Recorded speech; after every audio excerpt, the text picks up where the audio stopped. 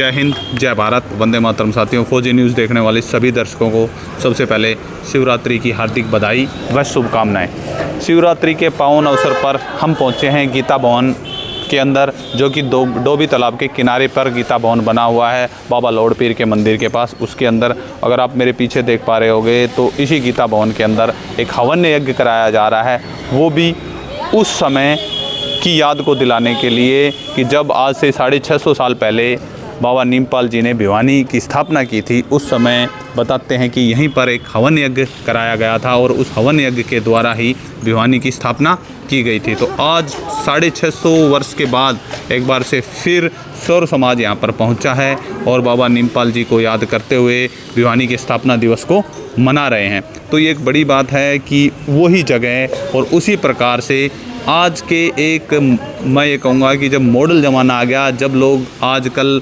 जन्मदिवस या कोई भी समारोह करते हैं तो केक काट के उसको मनाते हैं। बड़े बड़े नेता भी केक काटते हैं, बड़ी बड़ी तलवारों से केक काटे जाते हैं और वीडियो में भी सोशल मीडिया पे वायरल होती है। लेकिन उसी में संस्कृति को जीवित रखने के लिए, जो पुरानी संस्कृति थी उसको जीवित रखने के लिए एक हवन यज्ञ कराया जा रहा है। और ये हवन यज्ञ इसलिए भी एक महत्वपूर्ण हो जाता है क्योंकि आज शिवरात्रि भी है। अगर आप यहाँ पर देखोगे तो चारों तरफ शिवरात्रि की धूम मची हुई है, क्योंकि ये एक छोटी काशी के नाम से भिवानी को जाना जाता है और भिवानी के उद्गम स्थल पर हवन यज्ञ कराना एक बहुत बड़ी बात है। हालांकि ये एक राष्ट्रीय सम्मान ट्रस्ट के द्वारा ये आह्वान किया गया था और इस हवन यज्ञ की शुरुआत की गई थी। अगर आप यहाँ देखेंगे तो हवन यज्ञ आपको दिखाई भी देगा, माताएं भी आ रही हैं, बहनें भी आ रही हैं और ये गीता भवन का इलाका है। अगर मैं आपको दिखा पाऊँ तो आप देखेंगे कि ये गीता भवन का इलाका है और ये वही जगह है जहाँ पर कभी भिवानी के संस्थापक महाराजा नीमपाल जी ने हवन यज्ञ कराकर भिवानी की स्थापना की थी। तो जुड़े रहें, आगे विचार भी लेंगे कि लोगों का क्या कहना है। वीडियो को अंत तक देखें और कमेंट में अपनी राय अवश्य बताएं। प्रसन्नवदनं ध्यायेत् सर्वविघ्नोपशान्तये सर्वमङ्गलमाङ्गल्ये शिवे सर्वार्थसाधिके शरणे त्र्यम्बके गौरी नारायणी नमस्तुते वक्रतुण्ड महाकाये सूर्यकोटि सम्प्रभ निर्विघ्नं कुरु मे देव।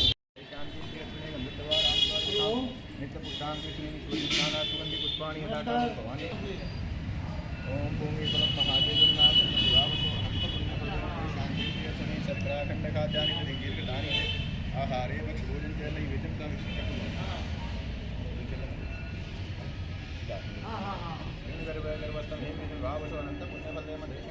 क्या कहेंगे, आज जो ये हवन यज्ञ कराया है, क्या सोच विचार करके ये हवन यज्ञ रखा गया?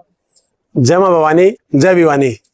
सबसे पहले तो आज भिवानी का जो 650वां स्थापना वर्ष है जो शुरू हो रहा है, इसी उपलक्ष्य में आज गीता भवन में, जहाँ पर उद्गम स्थल है, ये डोभी तालाब का किनारा है, जहाँ पर महाराजा नीमपाल सिंह ने भिवानी की स्थापना रखी थी, उसी को दोबारा एक बार याद करते हुए 650वें वर्ष जो शुरू हो रहा है अभी, उसमें हम हवन यज्ञ के द्वारा आगे बढ़ रहे हैं।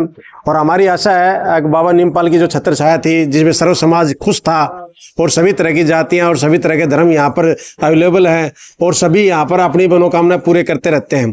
तो हम चाहते हैं कि इस हवन यज्ञ के द्वारा एक बार फिर सुंदर भिवानी को बनाने के लिए, छोटी काशी को एक बार दोबारा उजागर करने के लिए, एक विश्व के पटल पर लाने के लिए हमारी कोशिश है कि बाबा नीमपाल सिंह का आशीर्वाद बना रहे और भिवानी का उत्थान हो। मैं आप सभी को भिवानी की 650वीं स्थापना वर्ष पर बहुत बहुत बधाई देता हूं। जय भवानी, जय भिवानी। क्या कहोगे आज हवन यज्ञ जो ये कराया जा रहा है इसके विषय में? इसके विषय में तो यही है कि भी राजपूत समाज का जो 1440 खेड़े तंवर के हुए हैं, उसके अंदर जो हमारे बुजुर्ग हुए, नीमपाल जी हुए हैं, बाबा चंद्रभान हुए हैं, और उनकी यादगार में जो भिवानी स्थापना हुई थी कभी, उसकी यादगार में ही आज ये स्थापना दिवस मनाया जा रहा है। तो बड़ा जोश है कि राजपूत समाज ने बहुत कुछ किया था। लिखा हुआ है इतिहास में कि एक दिन जल्दी ही तंवर की गद्दी होगी, दिल्ली की गद्दी, वो आने वाली वो समाज क्या है, राजपूत जाति जागेगी और देश का उद्धार करेगी। धन्यवाद। हाँ जी कमांडो साहब, क्या कहोगे? आज 12 दरवाज़ों की जो बात होती है वो कहीं दिखाई नहीं देते, उसके लिए क्या कहोगे कि भाई वो 12 दरवाजे दोबारा से स्थापित होने चाहिए या क्या किया जाए उसके लिए? भिवानी अब काफ़ी इसकी बड़ी संतान हो गई है और वो 12 दरवाजे इस संतान की वजह से लुप्त हो गए। उनके नाम ज़रूर है लेकिन बड़ा परिवार होने के कारण जब भिवानी कुछ एरिया में थी, आज उससे 3 गुना ज़्यादा एरिया में भिवानी आज स्थापित है। और मैं तो यही कहता हूँ कि बाबा नीम ने 650 साल वर्ष पूर्व यहाँ डोबी तालाब पर आकर और भिवानी की जो स्थापना की, आज उनका बहुत बड़ा परिवार आज भिवानी की कोक में सुख शांति से 36 बरादरियों के साथ अपना जीवन बिता रहे हैं। और ऐसे ही भगवान से प्रार्थना करता हूँ कि ऐसे ही बिता। हाँ जी साहब, क्या कार्यक्रम था, क्या कहेंगे आप? आज राष्ट्रीय सम्मान ट्रस्ट द्वारा डोबी तालाब पर, जहाँ पर महाराजा नीमपाल द्वारा भिवानी की नींव रखी गई थी, उस उपलक्ष्य में 650वें वर्षगांठ पर ये हवन यज्ञ किया गया और महाराजा नीमपाल को याद किया गया। कहते हैं कि 650 वर्ष पूर्व महाराजा नीमपाल ने इस डोबी तालाब पर पहली बार आकर के किशोरी लाल कौशिक द्वारा यहाँ पर भिवानी की स्थापना की थी। और ये ऐसी स्थापना की थी जिसके अंदर 36 बरादरी के लोग बसाए गए थे। बहुत भारी भाईचारा होता था और समय ऐसे बीतते बीतते ये भिवानी ने एक विशाल रूप धारण किया और ये छोटी काशी के रूप में आज विख्यात है। और इस भिवानी के अंदर 16 पाने, हर जाति के लोग उसमें भाईचारे से रहते हैं। और 16 पन्नों के साथ साथ 12 दरवाजे, जो कि भिवानी जिन दरवाज़ों के लिए प्रसिद्ध है, क्योंकि रात के समय में वो दरवाजे उस समय में बंद हो जाते थे और बड़ा पूरा सुरक्षा का कवच होता था। तो ऐसे सुरक्षा कवच पर आज मैं तो एक बात कहना चाहता हूँ कि जिस तरह ये डोबी का तालाब है, इसी तरह अनेक तालाब भिवानी के अंदर होते थे। चारों तरफ का पानी बिगर सीवरेज के भिवानी इतनी साफ स्वच्छ और साफ सुथरी रहती थी। मैं तो अब ये कहना चाहता हूँ कि प्रशासन को अब ये स्वच्छता की तरफ खुद ध्यान देना पड़ेगा, क्योंकि ये तालाब 8 दिए गए हैं, लोगों ने कब्जे कर लिए हैं। और मैं तो ये कहता हूँ कि इन तालाबों की फिर से दोबारा से खुदाई हो, ताकि भिवानी वही भिवानी बन सके छोटी काशी के रूप में, जो कि पूरे भारतवर्ष में भिवानी आँखों के अस्पताल के लिए और उसके साथ साथ मंदिरों का, जो कहते हैं कि काशी के बाद भिवानी के अंदर ही हर घर के अंदर मंदिर मिलेगा। और बड़े बड़े मंदिर, जहां आज भी शिवरात्रि के दिन बड़ी भारी पूजा पाठ यहाँ भिवानी में होती है। तो मैं तो अंत में यही कहना चाहता हूँ कि महाराजा नीमपाल ने जो भाईचारे का विचार बना करके ऐसी काशी को बसाया था, इस भिवानी को बसाया था, उसी भाईचारे को कायम रखना चाहिए। 36 बरादरी प्रेम भाव से रहे, सभी धर्मों के लोग यहाँ पर निवास करते हैं और वो हर व्यक्ति आपस में भाईचारे का संदेश देते हैं।